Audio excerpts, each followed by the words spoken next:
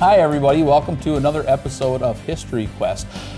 Today we have another story of murder. I guess that's just kind of the going theme here. It's an interesting story. It's a great story, a story that Bayley wrote and that this time Bayley is going to narrate. So, yeah. Sit back, grab a bowl of corn and, Grab a bowl of what? A bowl of corn. A bowl of corn? It's a reference to a movie I'm sure you've never seen. Anyway, sit back, have a snack, and watch another great episode of History Quest.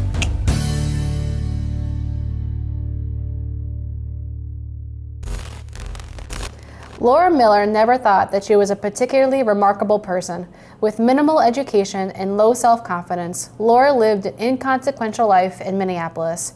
Inconsequential until she met Gordon Jones, and events that would lead this ordinary woman into remarkable events. 22-year-old Laura Miller met 33-year-old Gordon Jones through a mutual friend in Minneapolis in August 1948. He was a successful lawyer, kind, charming, and kept the conversation lively. After the date, he escorted her back to the apartment she shared with her mother and said he was eager to see her again. They soon saw each other more frequently, and Laura found herself in love with this charming man.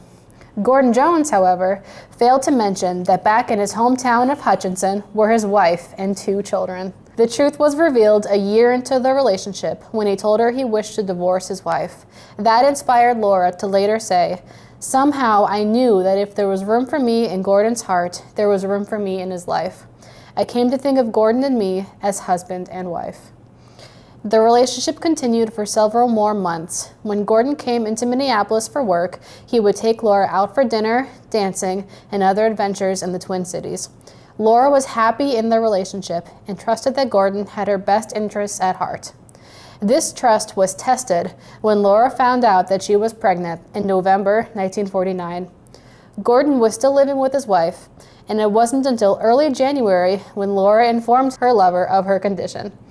Gordon was upset that she had kept the secret for so long, but eventually promised to help her with the pregnancy, and they would talk more when he was next in the city. What followed was a month of empty conversations and broken promises. Gordon became distant, rarely speaking to Laura and keeping conversations short when he did.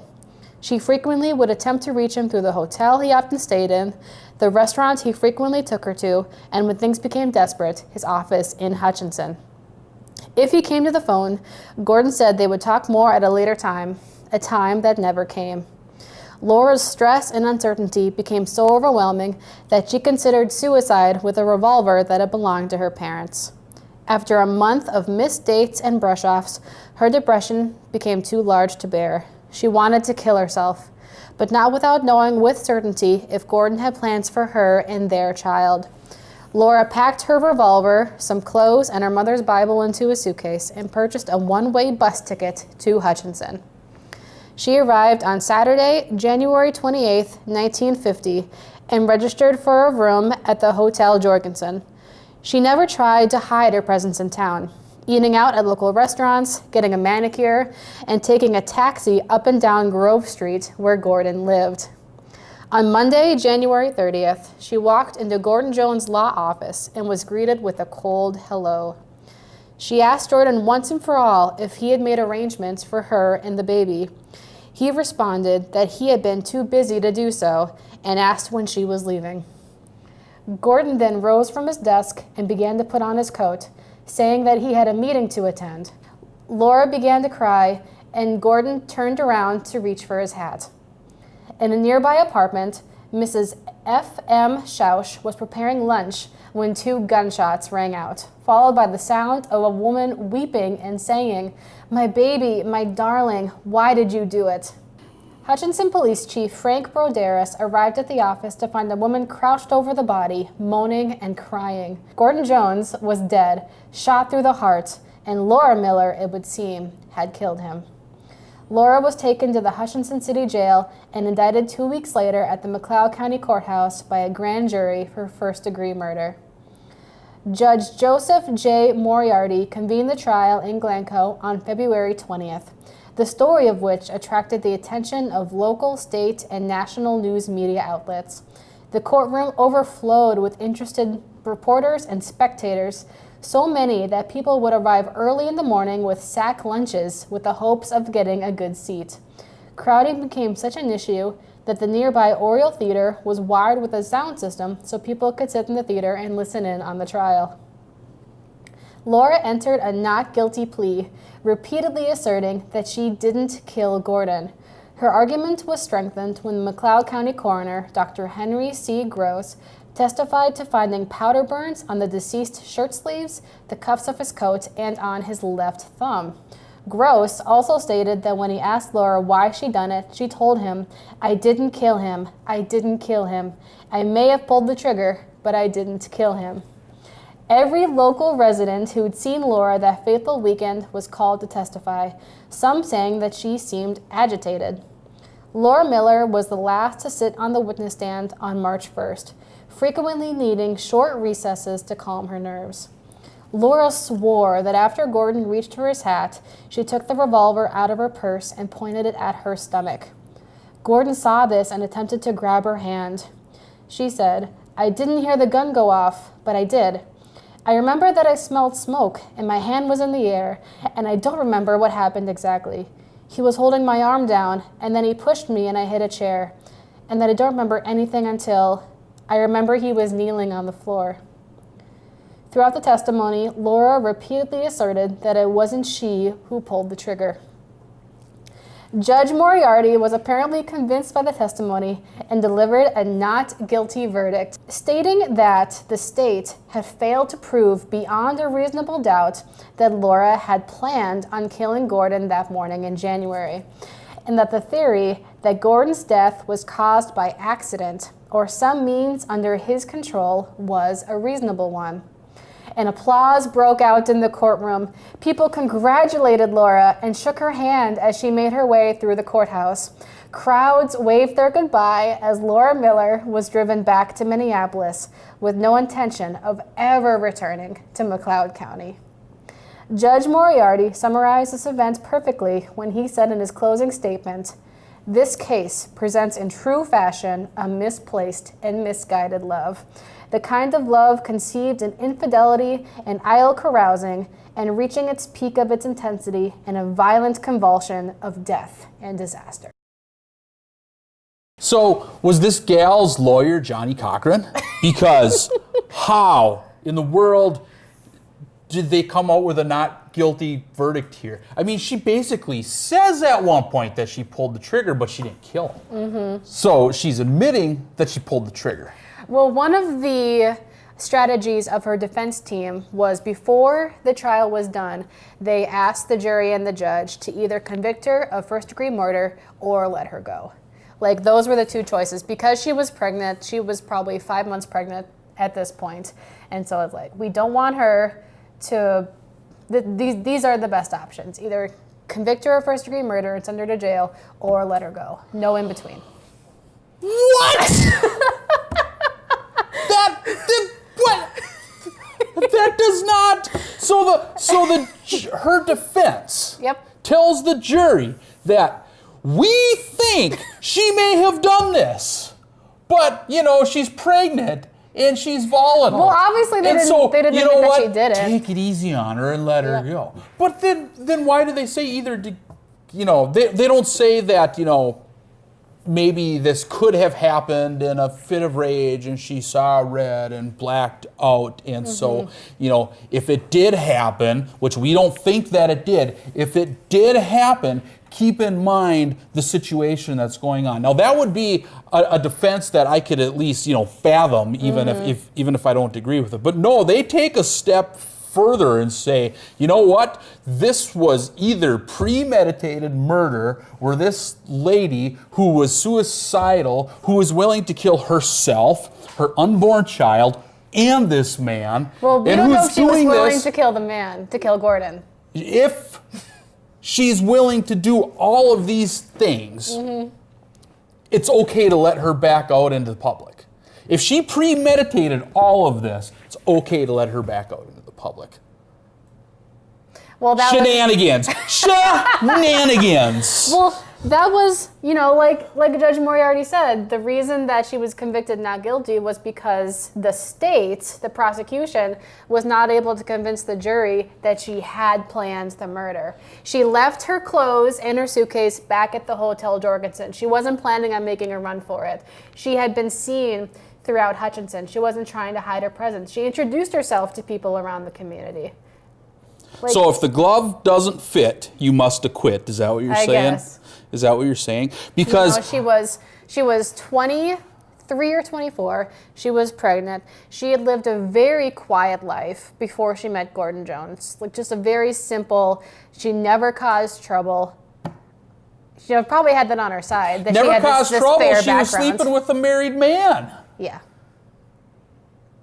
So she never caused trouble. I'm not defending her. No. I get that. I'm just, I'm trying to work this out in my mind out loud, okay? Yep. So she is willing to hop in the sack with a married man. A year into the relationship, it happened. A year into, so And he's he been had- a newlywed for a year.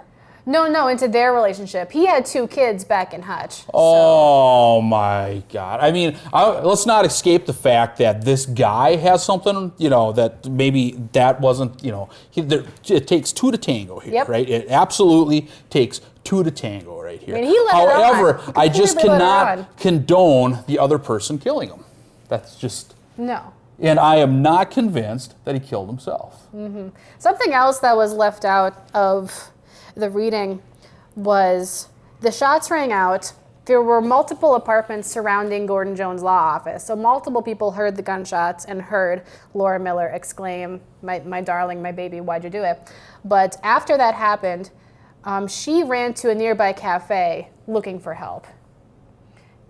She wasn't discovered with the body. She went to go find someone and brought them back to Gordon's law office. And then the police were called, and the police chief came in the room, seeing her kneeling over the body. So. I can buy the fact that she, didn't, that she was, for lack of a better term, maybe saw red or blacked it out or something like that. I can buy into that. I can buy into the fact that there was a scuffle. And that she's holding the gun, and it's at close range because they're scuffling, which is why he has powder burns on his fingers from trying to move her hand away, and why he has powder burns on his lapels because the gun is right here. So if that's what's happening, if that's the case, and that's what she's saying, correct? Is that what she's saying? So if that's the case, she is standing in front of him with a gun pointed right at him. Now you tell me that is not, and I don't mean you personally, I'm just, hypothetically, you tell me that is not intent to murder, and then be able to walk away as saying that's not intent to murder? I'm sorry, I think I just lost faith in our judicial system. Oh my gosh. Well, that's pretty drastic, isn't it? If the glove doesn't fit, you must acquit. That is just unbelievable. Yeah. Those spectators that I mentioned, I think they all just felt sorry for her, which I can understand too. She was, it's easy to say that she was persuaded into this relationship. She was built up with false hope that she would have this secure life, that Gordon would leave his wife and be with her and their baby. And she was living with her mother during this relationship, and her mom didn't know that she was pregnant until it all came out. So she was hiding this from her mom. She was pregnant and alone. Gordon was blowing her off.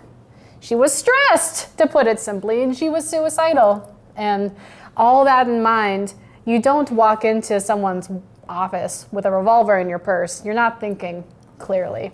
And something happened. There was a scuffle. There was intent to murder somebody. Yeah. There were only 2 people in the room. One of them can't talk, and the other one said that she couldn't remember everything that happened. There's just too much. There were 3 people in that room. The baby? There was the baby too.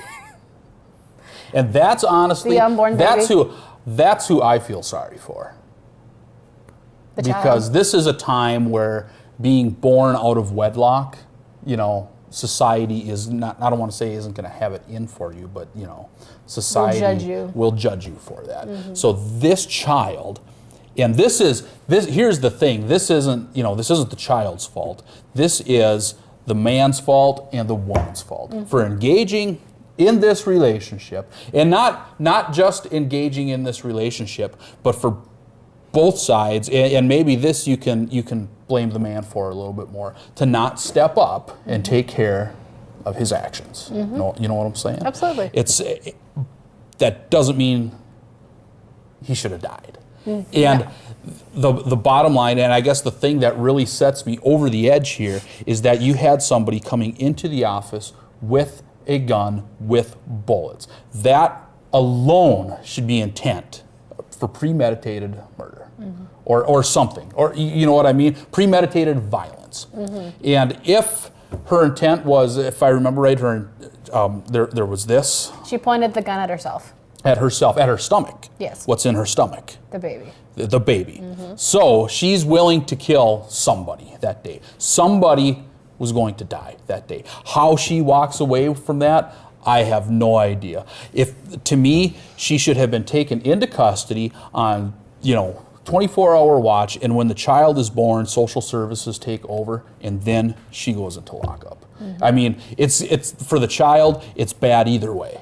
Well, no matter what the outcome is for the child, it's not good here. During the trial, there was a matron that was set to watch her during the trial and to stay in jail with her and to just take care of her. But after she was given a not guilty verdict, she went to live out of state. I forget where, with her brother. And that's where we assume she spent the rest of her life. So let me wrap my head around this some more even. So the court is worried that she may harm herself and her unborn child. Well, she was also a woman in 1949. It may have been common practice to have a matron with a woman in jail. I guess that I can't speak to I'm not sure. whether that's practice or not. I don't know. I like to think I know everything, but that's something I don't know. That was a joke. I don't think I know everything. But it's just. I guess I just don't understand. I just can't. It's a great story. That story will appear in our McLeod magazine for the month of March, April, or for that. So you can read it yourself and come to your own conclusion. And Bailey wrote that one, so I applaud my coworker here for writing a great article and finding a great story. Thank you. Because that is a great story.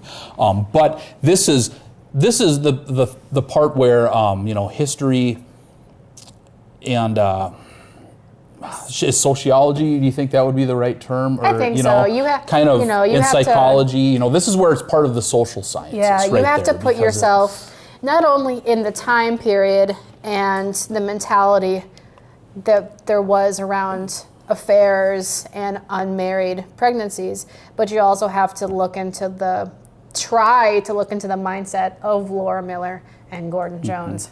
And that's hard. It is. Because everything we're basing our own assumptions on are secondary sources. They're the court trial, people who knew her, the writing that happened after, the Hutchinson leader that reported on it.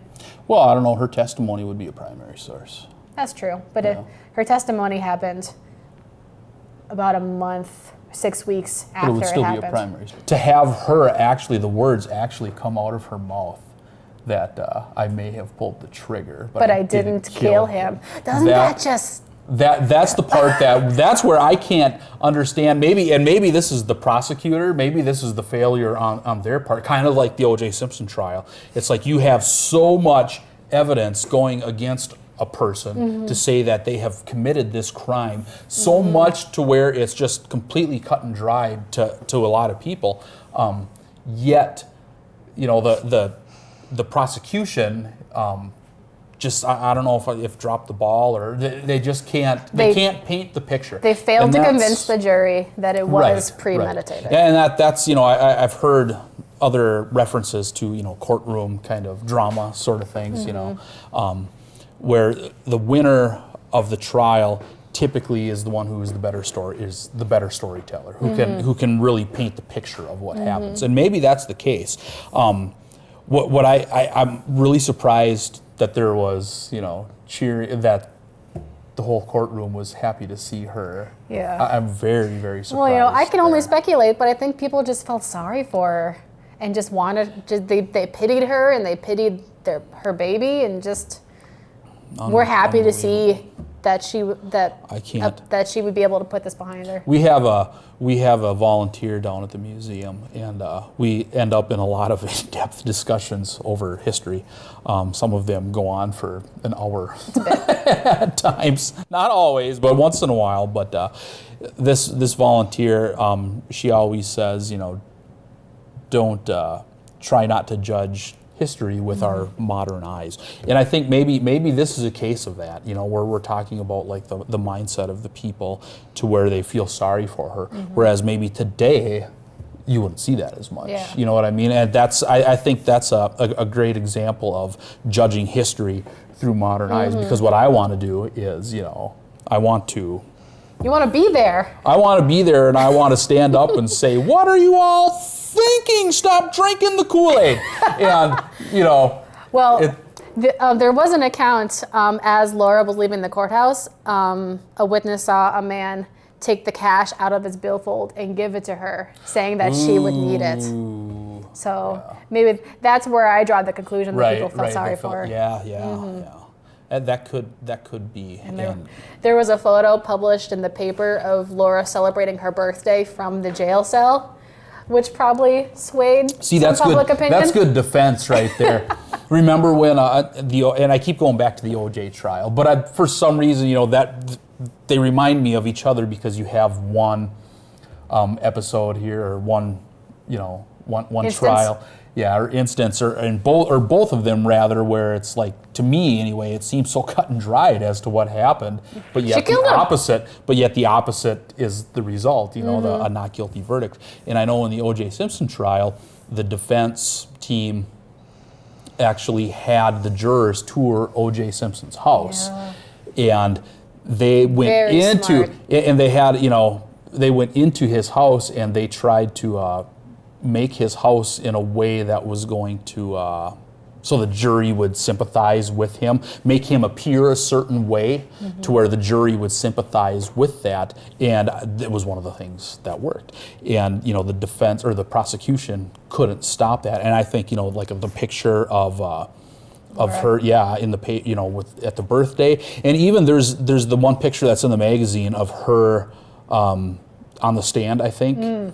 And just, it's just the way it was captured. That, it's like, I understand how, the first time I looked at that, it's like I looked at her and felt a little bit of pity.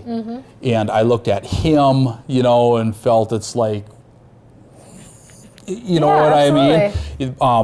But then after reading the story, it's different. But I think, and there again, that's another example, or an example of how basically the media even can, I don't want to say sway your thinking, but it's like how a picture can maybe speak 1,000 words, or how a picture can make you think something, and it's But people were captivated by this. The courtroom was full. The hallway outside the courtroom was full. The Oriole Theater across the street had to be equipped so people could sit in the theater and listen, which is kind of funny when they're just sitting in this dark room listening over the loudspeaker. But anyway, it's just they loved this story. And Gordon Jones was a local guy. Right. And he was a lawyer. He was known, and his wife was probably known in that community. Right. And it's just. And there again, there's the other real victims of this. The real victims are the children here. The child who I can only assume was eventually born, and the two children that were his children that were here in Hutchinson. That's and his wife. Who really. As far as we know, from what we know just from the story itself, probably did absolutely nothing wrong, and are just kind of caught in the middle of this. And now you have the kids of each side whose family life and future is, just that's gonna have such an effect on them for the rest of their lives. And that's the real to me anyway, that is the real victim Yeah. of the crime. Yeah. So.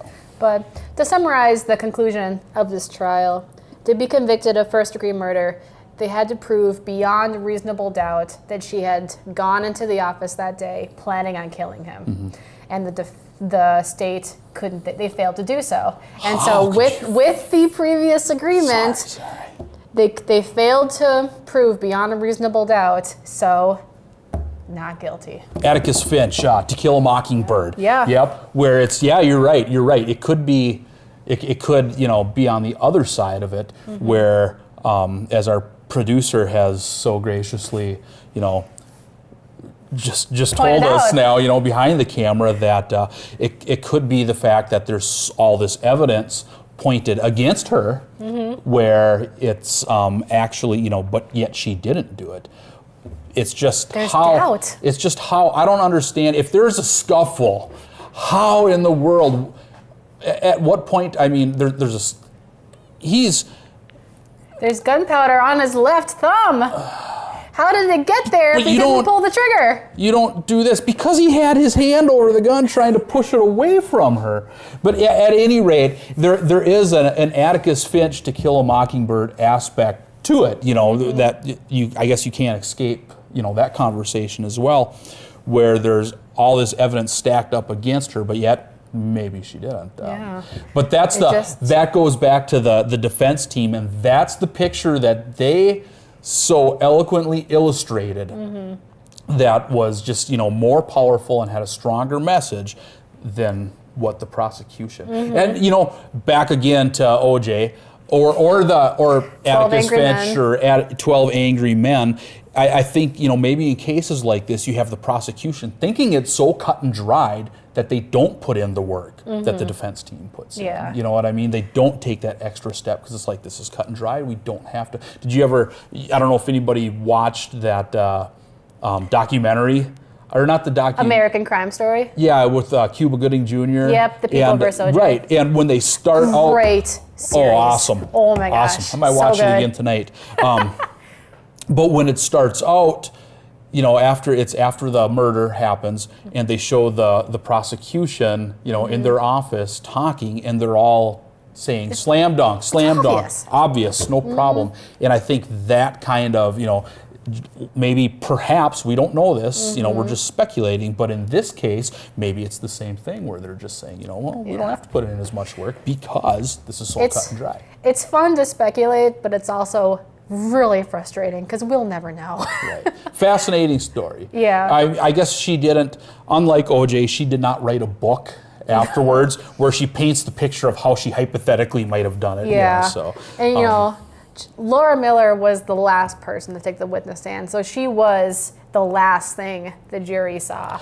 And she was this brilliant by the defense team. She was a young woman. She was pregnant. She had to take frequent breaks because she was just getting hysterical, and there was just so much. She probably should have won an Oscar, really. She probably should have won an Oscar. Well, was she being genuine or was she coached by the defense? We don't know. No, we can only speculate. Well, that being said, I would like to add that this will actually be our last program with Bayley here, our partnership director. She will be taking a position as the Meeker County Executive Director. So I hope you'll all join me in wishing Bayley congratulations, good luck, and thanks for being such a great employee for our county historical society. It was a lot of fun. I've been here for 2 years and I've learned a lot, and Brian's a great coworker, and all the volunteers and staff at McLeod are amazing, and I'm sad to leave, but I'm also excited about this next step in my journey because I love history, I love working for a museum, so I'm excited to get my hands on that Meeker County Museum